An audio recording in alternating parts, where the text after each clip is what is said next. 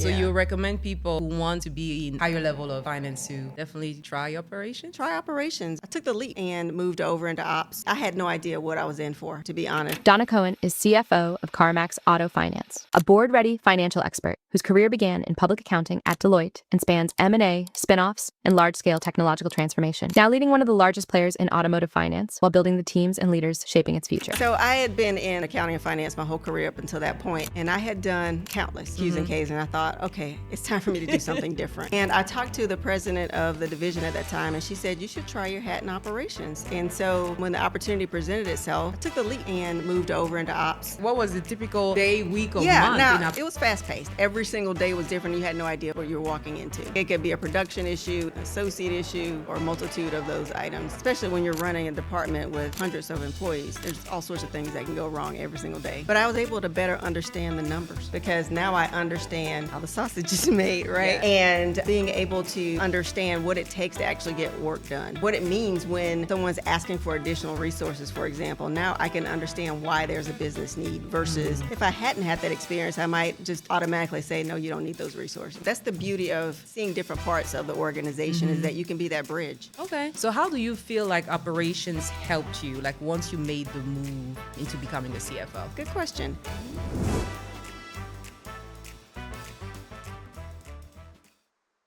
Welcome back to the Diary of a CFO podcast. Today's episode is brought to you by Fispen.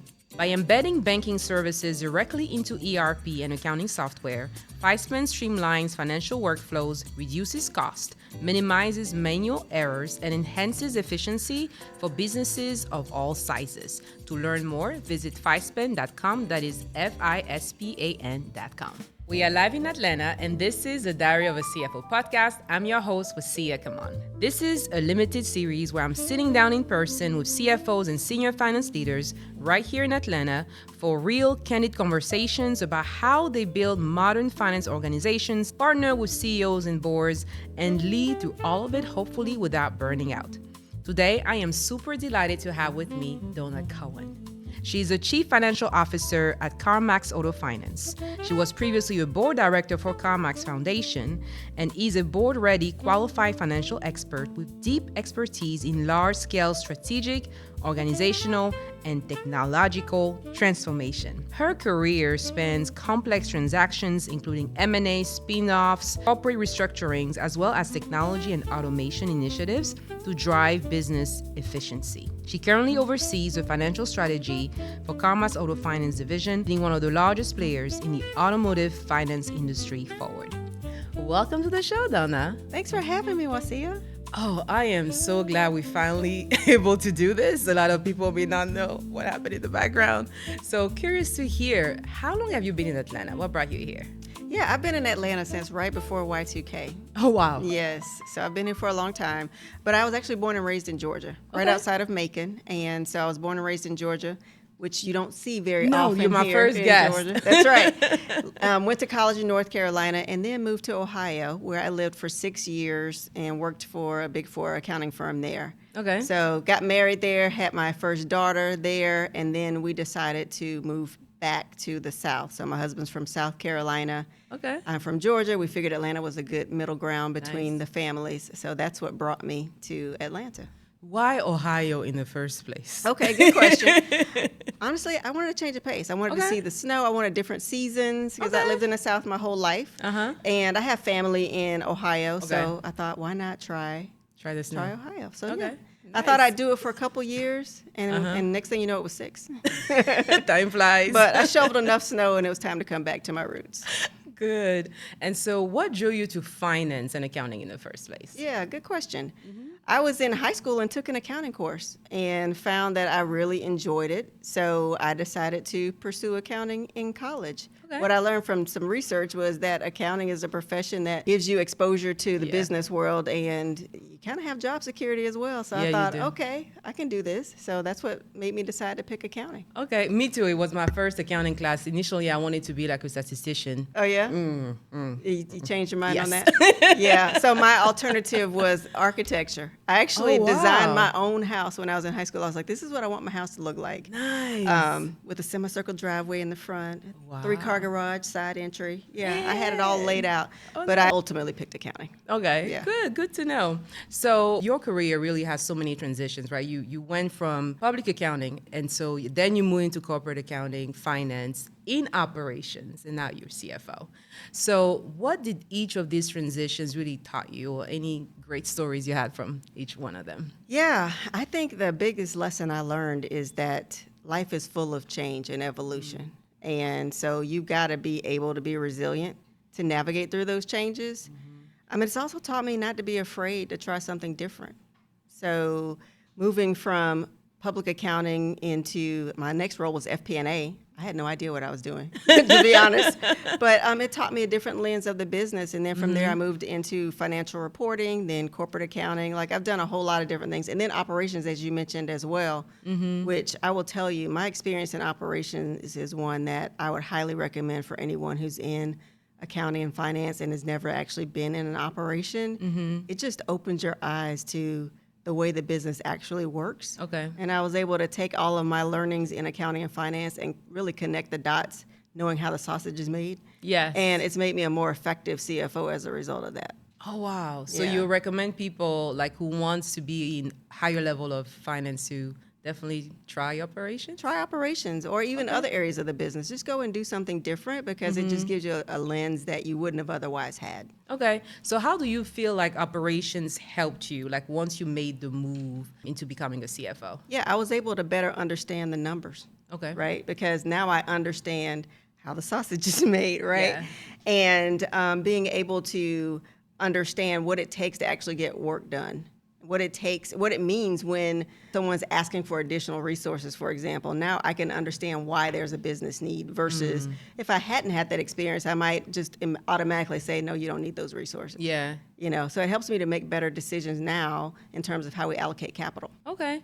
And so what was that transition like between operations to CFO? Because you were in finance, then you went in operations where you like, bye, I won't do finance again. And then you had to come back to finance? Like, how was that? Okay, interesting. So I had been in, as I mentioned, accounting and finance my whole career up until that point. And I mainly specialized in publicly traded companies. So I did a lot of 10Qs, 10Ks. And I had done, I don't know, countless Qs and Ks. And I thought, okay, it's time for me to do something different. And I talked to the president of the division at that time, and she said, you should try your hat in operations. And so when the opportunity presented itself, I took the leap and moved over into ops. I had no idea what I was in for, to be honest, but I asked for a challenge, and so I rose to the occasion. Oh, wow. And so coming back to finance, like, did you have to adjust? Like, probably how you view the world Absolutely. changed? You use a different part of your brain, too. I realized that, as well. So in ops, you're really focused on productivity. You're focused on people.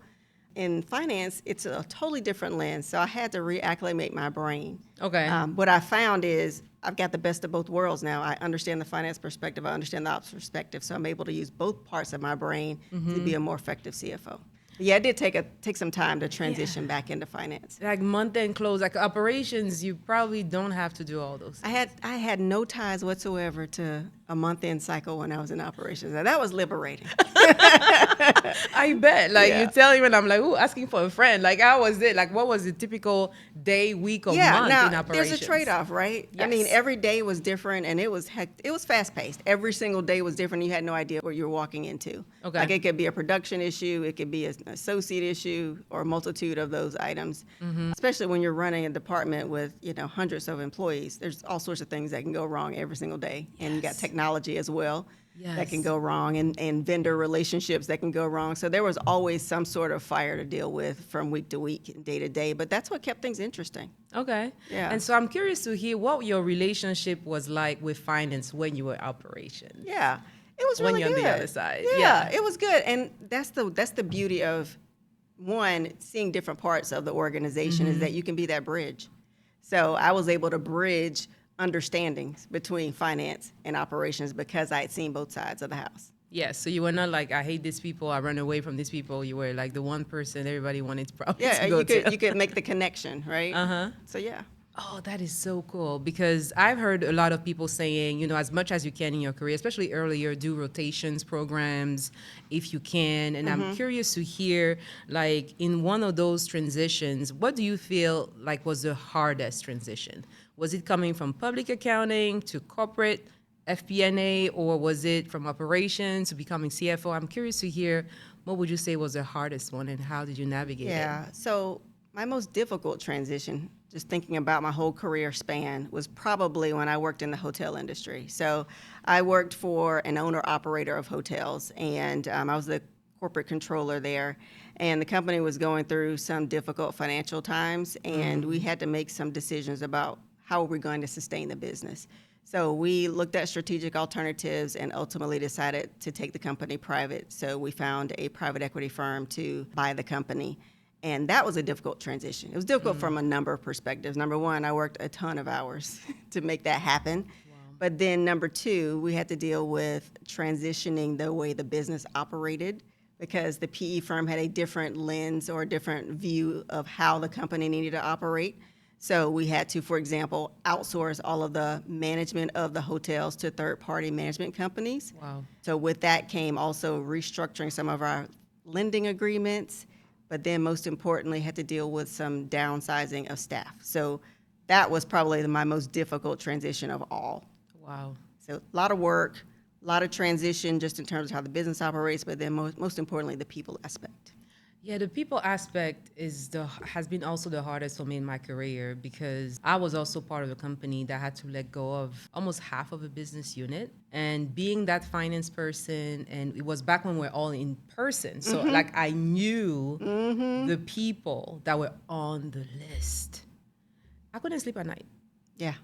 Like, how did you, I'm curious to hear, like, what was your experience like, and how maybe changed how you lead today? Yeah, this is a good question. Honestly, it had a profound impact on how I viewed the business world. And at that point in time, I made the decision that I didn't want to work for this company anymore, because I didn't feel like the PE firm that acquired the company really valued employees. And to me, like, the world doesn't work without good employees, and the culture was ruined. So at that point, I had lost confidence in corporate America, and I decided I was going to retire from corporate, and then I was going to probably transition into the nonprofit world. That's kind of what I had in my head. Okay. So after I got everything through the transition, I took my contract and negotiated an exit strategy and called it my Liberation Day. Okay. And left, and thought, again, I was done with corporate for years. And so I volunteered with my girls. They went to school at a small Christian school at the time, and they were working on, one, just kind of maturing and also getting accredited. So I volunteered there and helped them get accredited. Nice. And once we kind of crossed that threshold, I thought, okay, now I'll go and look for that next nonprofit opportunity.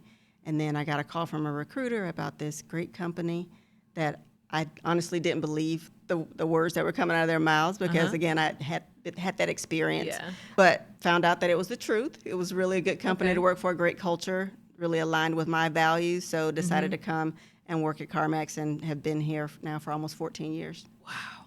So what was it like coming back to the corporate world? Because I'm always like, I know if I no longer work, it'll be hard for me to, you won't see me back. Yeah. Yeah. Probably. So curious to hear, what was that transition like? It actually wasn't bad at all. Okay. I mean, I felt like I was coming back home almost. It was Wow. very interesting. Like I said, the culture is second to none. It's a great place to work for like decades in a row, recognized by Fortune. And yeah, so it just felt like all of the skills that I'd acquired, my people skills and leadership skills as well, in addition to the way that I value employees, like it felt like the marriage that I was looking for. Your happy place. Yeah. Now, curious to hear, because leading to change or anything at this level of a company that size, is not always easy. Like people often think, oh, you just ask this and this happened. You know how the sausage is made. So let's take a quick break right here. And I want to take that time to talk about our sponsor of the day, Fispen. If you're tired of juggling bank portals and your ERP, and maybe have thought, what if your bank was inside your ERP? Fispen brings your business banking and treasury management directly into your existing ERP or accounting software. No more switching, manage payables, receivables, cash, and reconciliation all from one place. You can pay invoices, view balances, automate accounts receivable from deposit all the way to posted payment, and reconcile accounts with just a few clicks, all from the comfort of your ERP. Streamline your financial operations to gain complete clarity and optimize working capital. Spend less time on manual repetitive tasks and more time on growth. To learn more, make sure to visit fispen.com. Again, that's FISPAN.com. And let's get back to this episode with Donna. So curious to hear what strategies, what are your go-to move when you're trying to make change stick in such a large organization? Yeah. I mean, I think it starts with effective relationships. I mean, you got to have strong relationships with people so that you can get the buy-in, but then also it's the communication. Okay. So explaining the why behind the decision that's being made and tying it to the vision, where we're going and how you fit into it. That's what motivates people and gets them on board with the change. Now, you're always going to have naysayers, but if you can find those key people in the organization that can be your champions and help shepherd that change through, that's a winning proposition. Okay, so having a good communication plan, finding your champions to share your message, and then making it happen. That's right. Now, thinking about technology, because a lot of time when we think about change, we think implementing a new tool, but it's more than that. There's change leadership, change management, digital transformation. Like, how do you go about it and helping people see the light at the end of the tunnel? Because I feel like at some point there's like change fatigue. Like we've done this, we changed this, we're tired. How do you manage that? Yeah, it's hard, right? I mean, people don't like you to move their cheese. Yes. Let's keep it real. But as we talked about earlier, like change is inevitable. If you stay stagnant, you're already behind. And, there are a lot of companies that have failed because they didn't move when they needed to. So at the end of the day, you have to explain that to people. I was very honest with my associates about how we can't stand still and what the repercussions are if we do as an organization. So that's number one, is really you got to explain to people the reason behind the change. Why do we need to make a change? And then you've got to explain to them how important they are to making the change happen. So it's not just I need this done. It's like I need you to do this, and here's why you're so important to our success. Nice. Now, when you think about AI, I realize a lot of people could be skeptical about bringing AI into an organization, and that's something you've been really at the forefront. So curious to hear your experience there as well. Yeah, it's scary for people, especially people who aren't necessarily technology leaning. Yes. Right? And I remember meeting with some associates probably about 6 months ago, and I asked them to raise their hands if they used AI at home. Like, have you used it? And there were a handful of people that had never even used ChatGPT or anything at home even. And so I encouraged them to just try it. Like, try it to make a recipe. Tell ChatGPT what ingredients you have in your refrigerator, in your pantry, and that you need a recipe, and it'll do it for you. Like, just gave them some things they could do just to get familiar with it. I think you got to take baby steps with some people. Like, you got to meet people where they are, essentially. Yes. So baby steps, meet people where they are, and then help them understand how it can be their assistant as opposed to a replacement. Oh, that's a nice one. But it's so hard to do, though. Yeah. Like, I feel like I hear that a lot, that, it's the people who use AI, but we're humans. We are. But let me tell you something. I've seen a lot of technology. I've done a lot of implementations over my career. And while AI is a step function change in how we operate, at the end of the day, you still need humans in the loop. AI can't do it by itself. I mean, you probably know from your own experience, you can use those models and it'll spit out something that's very eloquent, but it's wrong. So at the end of the day, and that's another thing that I've told people, is like, you can use AI as your assistant, but ultimately that work product is yours. So you need to validate and make sure that it's accurate. And I think that also helps to make people realize, okay, this is my assistant. It's not replacing me. I really like how you phrased it, because, it has to be your assistant, because I always feel like people will always need an accountant to be accountable for something, because you won't be able to say, hey, the model did it. It's not me. Like, AI did it. I don't feel like it will fly. No, it will not. It will not, because it's your work product. It is. Yeah. It is. And you kind of have to review it, like just like you review a junior, doing their work. Like you Yeah. wouldn't just send it to the board, right? That's right. So what are some of the things that you think could be easy baby steps within a finance function to bring in AI? Yeah, so we've been using it for email. Okay. Like, hey, let's use it to sort email or prioritize email. Let's also use it to identify things that need top priority, right? Let's use it to summarize results. So we've used it to summarize results. We also use a tool that has really streamlined the way that we reconcile accounts. Nice. Right, in the core accounting function, so that they can focus on researching those reconciling items as opposed to all of the steps that it takes to get to the point of reconciliation.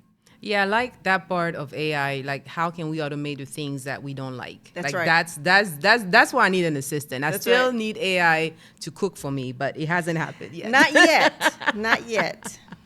So when you think about your role at your organization or in prior organization, like what was one project, the one thing you did that you were so proud of? Gosh, there are a lot of things I'm proud of. A lot of things that I've messed up as well. Oh, which one? Where do you want to go? I mean, I can go all the way back to the beginning of my career when I was at a public accounting firm, and I had been with the firm for 1 year. And this partner, who was a mentor to me, picked me up and said, I need you to run this engagement. I've been with the company for a year. I was like, what does that even mean? Yeah. Right? I don't know.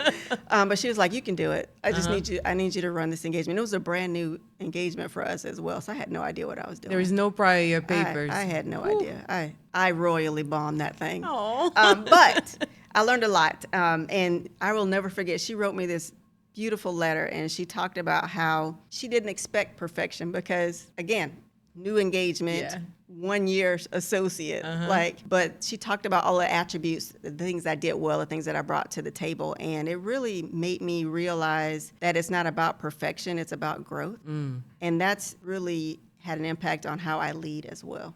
Like, she really impacted my leadership vision and the way that I conduct myself. Wow, nice. Speaking of leadership, it's, when you think about our traditional accounting and finance curriculum, there's nothing much about leadership Not and at all. people skills kind of thing in. Then you get to a certain point of your career, it's all about It's all about it.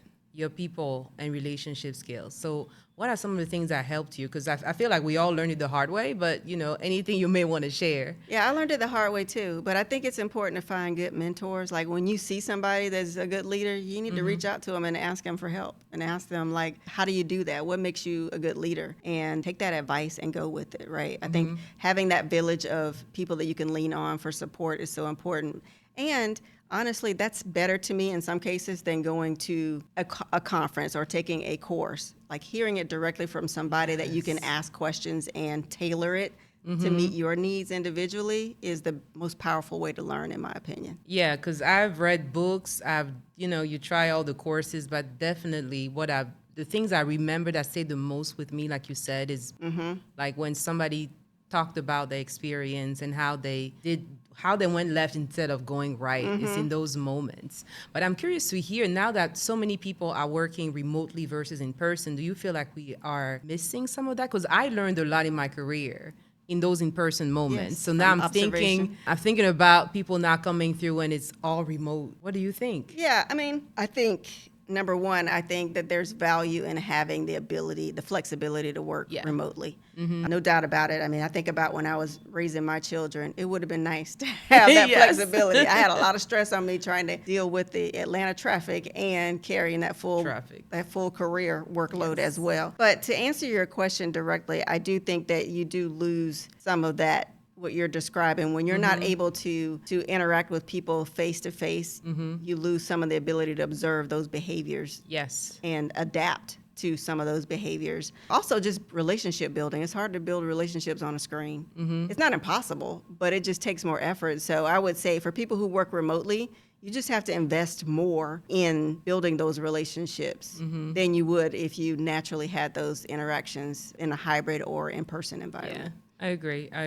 Because I feel like even seeing somebody once, like in person, I'm like, oh, I know Donna better. Because she sits right here. Yes. Then we can be virtual all year long. We're Yep. fine, right? So I do agree that it does make a difference. And I would have appreciated as well the flexibility when my kids were in diapers and I had to rush to the daycare before they closed on me. I did pay a lot of late fees, though. Yes, when you're sitting behind an accident or whatever and you Yes. can't get there on time. Yes, And you're stressed out. It is. So, becoming an executive at this level, you probably had to give up a few things along the way or how to go through things that people may not realize, things that are tough in that journey. Mind sharing any of them that probably shaped how you are now? Yeah, I mean, I will tell you, like, when the girls were actively involved in soccer and cheer and everything else, and you got the full-time job and the traffic and all of that, and all of the transformation that we talked about earlier on top of just the regular 9-to-5 work, Yeah. I reached a breaking point. Like, I realized that I was stretched to my limit. So I was giving to work, I was giving to the kids, I was giving what was left over to my husband, who, thank you so much for putting up with me. And then I had nothing left for myself. Wow. And it took a while to realize that I was empty and I needed help. So I asked him for support. We sat down. He was like, let's figure this out. So we sat down and came up with a plan on how we were going to divide responsibilities in a way that I was able to be better to myself as well as everybody else, all of my stakeholders, including myself. Wow. Yeah. I'll pause right here because what you said, I didn't realize that I was empty. I came to that realization just last December. Oh, yeah? And I literally booked an hotel room, just me, for 3 days. I left husband, kids at home. I'm like, I don't care what happens to you guys right now. I just need me. And it is so true. Yeah. We go, Yep. and we don't realize we're running on an empty tank.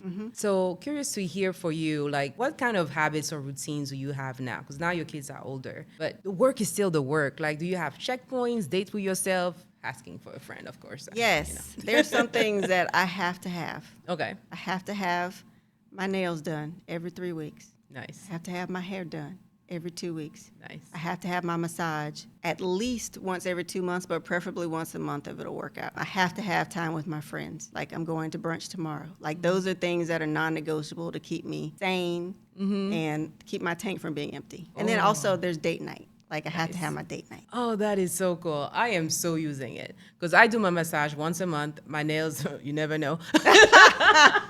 My hair, oh well. But definitely want to be like you when I grew up. So thank you so much for sharing. Couple more questions for you. So when you look back at your own career, what would you say are some of the things that helped you most in your executive journey? There's a lot. There's a lot. Oh, take your time. So I will start with something that we talked about previously, which is having a support system. So a network of people that you can lean on for advice and input within your organization, but then also outside of your organization. So that's important. Also, I mean, my relationship with my spouse is just super important to me. Like, that's the bedrock of who I am. And without that relationship, the other stuff doesn't work. So, That is so cute. So, I feel like I have to say the same thing. So, honey, yes. ditto. Yes. Yeah, but it's those relationships that matter. And I would tell you, as an introvert, it took me a while to realize that I still needed relationships, but I just don't need to be every single day connected to those relationships. That's what I had to realize. Okay. But yeah, relationships are super important to creating what I need to be successful as a leader. Now, you mentioned being an introvert. Most of the CFOs I've interviewed are all introverts. I'm one of the few, like, black sheep in the group being an extrovert. And it's interesting how a lot of people think that being an extrovert gives you an edge in terms of communication, but I think it's the other way around because you listen more than probably I do. So what would you say to the people who think that being an introvert is not an advantage? Like, because I really think it is. Like, you can use it as a competitive advantage in your career. So I got some really good advice from an executive coach once when I was going through a development program. And he said to me, because here's my pet peeve. My pet peeve is being in a room full of people, and you may be familiar with this, but you've got the one or two people that dominate the conversation. And so you're just sitting there as an introvert going, well, I've got nothing else to contribute because you've already said what I was going to say. But what he said was you have to make your voice heard. So it can be a matter of you just recapping what you heard and making sure that everybody's on board, so seeking that consensus. Or you can have an accountability partner that you lean on to make sure that your voice is heard. So maybe they bring you into the conversation, so you do that ahead of time. But you've got to make your voice heard. And the other thing is that introverts, like you just said, are good listeners usually. Yes. So listening is a form of communication. In fact, it's a powerful form of communication. Yes. So use those listening skills to your advantage to then understand where people are coming from so that you can help to influence the outcomes. Wow, love it. Because that influencing to me is everything, right? Because you can have the biggest ideas, all that, but getting people to move is what I realize has been the hardest thing in the role. So how do you get people that don't report to you to do what you need them to do? Oh my gosh, that's like the toughest thing ever, and it's like 90% of my job. I mean, I think it comes down to what we just talked about, to be honest, Wassia. It's about understanding where somebody's coming from. Because you can't influence somebody if they are all the way left and you want them to go right and you aren't meeting them where they are, right? So it's about understanding where that person is and then asking the right questions to seek to understand how you can get them where you want them to be. Sometimes it's also about planting seeds. Like you plant seeds early, and then 3-4 months later you hear this idea that sounds a lot like what you planted 3-4 months ago. Now you have to be okay with things with you not getting credit for things. I'm not one of those people that cares about the credit as much. You have to be comfortable with that, but that also is an effective tool. Planting seeds. I do that at home with my husband. I need to do it more at work. So what would you say is one truth about your career that you rarely say out loud? It's a good question. It's one I've noodled. I had no idea that I was capable of being the CFO of a company and wasn't actively pursuing it. Kind of fell in my lap just like every other opportunity I've had. The other thing I don't necessarily say out loud is the way I was able to accomplish that is because of my faith in God. Amen. Wow. Can't do it by myself, but with Him I can. Oh, love it. And now that you are in this seat, what were some of your proudest moments? Like, how do you stay grounded? Because it feels surreal, especially like when it happened the way it happened for you. Because so many people, it's like, oh, I pursue this. But for you, it's like, I didn't even see it coming. But you didn't even realize, like you said, you did public accounting, you did FP&A, you did all the things, really, that make up a strong CFO. Didn't even know it. You didn't even know it. Like everything was working for you good in the background for that moment. So now that you're in the seat and you're doing so great in the seat, when you look, like, how does it feel? How do you stay grounded? Like, how do you not float in the... I think it's having really good parents that keep you humble. And that's just who I am as a person, honestly. And I get my value out of seeing other people grow and develop. So I think that's the other thing that makes me such an effective leader is I pour into the next generation of leaders because I want to see them grow and grow beyond even what I'm capable of doing. That's what good looks like to me. Nice. And that's such a great definition of success. And that's what I'm hoping to do with this podcast is having people learn alongside me because, you cannot talk to thousands of people, but right here, they'll be learning that from you as well. So I'm incredibly grateful for you to share that with me and with the rest of us. Thank you.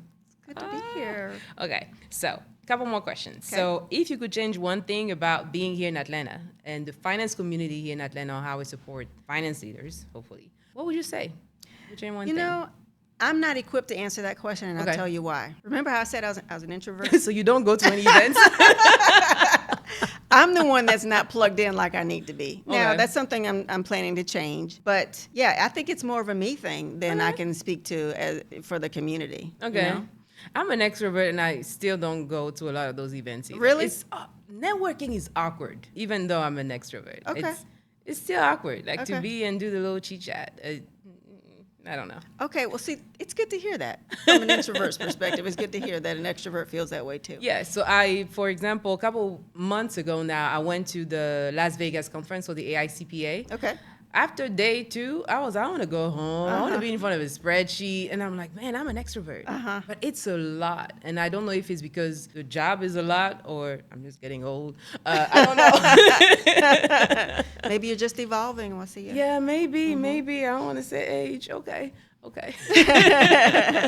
Last question. Curious to hear, what's your favorite thing to do here in Atlanta outside of work? I'm a foodie, so I like to eat. Me too. Okay. Now, I am a creature of habit, so you won't Okay. see me venturing out to new restaurants, even though I plan to. I always just end up like going Ordering back the to, same yes, thing at the same place. that's right. Okay. What are your That's right. go-to places? That's right. So for an impromptu, it's South City Kitchen. Oh. 'Cause there's one near my house, and Okay. so we can usually drop in and Okay. get in there as long as we Okay. get there before, the 7, 8 o'clock rush. But I love CNS. So have you ever been to CNS? It's a seafood steak restaurant. There's one in Galleria. I think there's one in Sandy Springs and Okay. maybe somewhere else. CNS. Okay. I love CNS. Okay. That's one of my What do favorite you usually go-tos. order there? Anything with seafood is like I'm hooked. Because I'm a big hooked. juicy crab person. I don't know if you heard Oh of the juicy yeah, crab. I have heard of the juicy crab. Oh yes. Lord, don't do it. Yes, I used to overindulge there. But yeah, I typically will do like some sort of seafood there because that's my thing. I'm not really big into steak. Okay. But any Sounds dish good. I've had there has been amazing. Okay, see, I've been keeping notes for food because food and Netflix are my Those are your go-tos. yes, when I need to unwind. And on Netflix is usually the science fiction show because I don't want any reality show. Like the reality is not what I want to see. I want like the future, people Yeah. flying, Yeah. and superheroes. So, anything else you would like to share with the audience? Like especially when you look back at your career, being in Atlanta and all the great things you achieved, what would be one advice you would give? My advice is just to be open for the possibilities. That's the advice I give. Okay. Thank you so much for sharing. Thanks for having me. I appreciate you having on the show, and we definitely need to literally connect after this sure. for food. For Thank sure. you. And that's it for today's episode of the Diary of a CFO live in Atlanta. There's something about doing this in person that you can feel from this side of the mic. If it felt like on your stew, subscribe and send it to someone who may need it. As always, if you have any questions, make sure to send me an email and ask at thediaryofacfo.com or visit thediaryofacfo.com for more resources about how you can take your career to the next level.